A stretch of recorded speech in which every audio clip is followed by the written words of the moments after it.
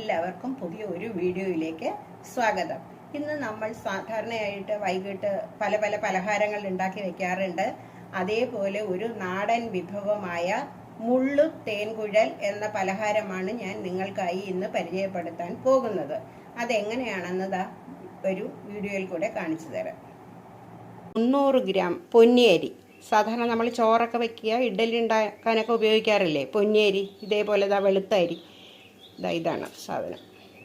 ഇതൊരു 8 മണിക്കൂറൊന്ന് വെള്ളത്തിലിട്ട് കുതിർത്ത് നന്നായി കഴുകിയെടുത്ത് ഗ്രൈൻഡറിൽ അരച്ചെടുക്കുകയാണ് ആദ്യം വേണ്ടത്.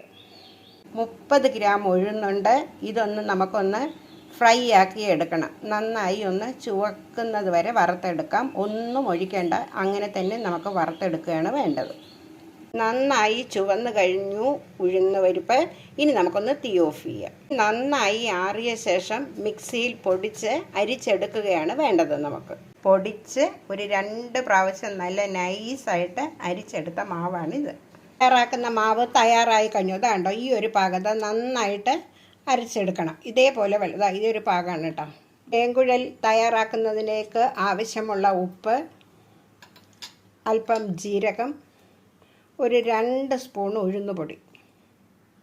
നമ്മൾ കുറച്ച് കൂടുതൽ പൊടിച്ച് വെച്ചിരുന്നു, പക്ഷേ ഇതിലേക്ക് ഒരു 2 സ്പൂണിൻ്റെ ആവശ്യം മാത്രമേ ഉള്ളൂ. ഇനി ഇത് നന്നായി നമുക്കൊന്ന് ഇളക്കി യോജിപ്പിച്ചെടുക്കാം. ഉഴുന്നുപൊടിയും ചേർത്ത് നമ്മൾ നന്നായി കൈകൊണ്ട് കുഴച്ചപ്പോൾ താണ്ടോ നല്ല പാകമായിട്ട് വന്നിട്ടുണ്ട്. ഈ ഒരു പാകത്തിൽ വേണം നമ്മൾക്കിത് എണ്ണയിലേക്ക് പിഴിഞ്ഞൊഴിക്കാൻ. താണ്ടോ ഇതേപോലെ ഒരു ചില്ല് നമ്മൾ ഇടിയപ്പനാഴിയിലേക്ക് ഇട്ട് കൊടുക്കുക. ഇതിലേക്ക് നമ്മൾ കുഴച്ച മാവും ഇട്ട് കൊടുക്കുക. എണ്ണയിലേക്ക് ഇതേപോലെ ചുറ്റിച്ച് ഇനി ഒന്ന് തിരിച്ചിട്ട് കൊടുക്കുക. തേൻകുഴൽ നന്നായി ഫ്രൈ ആയി വരുന്നുണ്ട്. ഇതാണ്ടോ മുള്ളു തേൻകുഴലിൻ്റെ വീഡിയോ നമ്മൾ കണ്ടു കഴിഞ്ഞല്ലോ.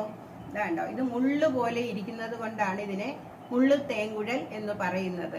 കുട്ടികൾക്ക് നമ്മൾക്ക് കാണാൻ ഭംഗിയായിട്ട് ഇതുപോലെയൊക്കെ തയ്യാറാക്കി കൊടുക്കുകയാണെങ്കിൽ വളരെ ഇഷ്ടത്തോടെ അവർ കഴിക്കും.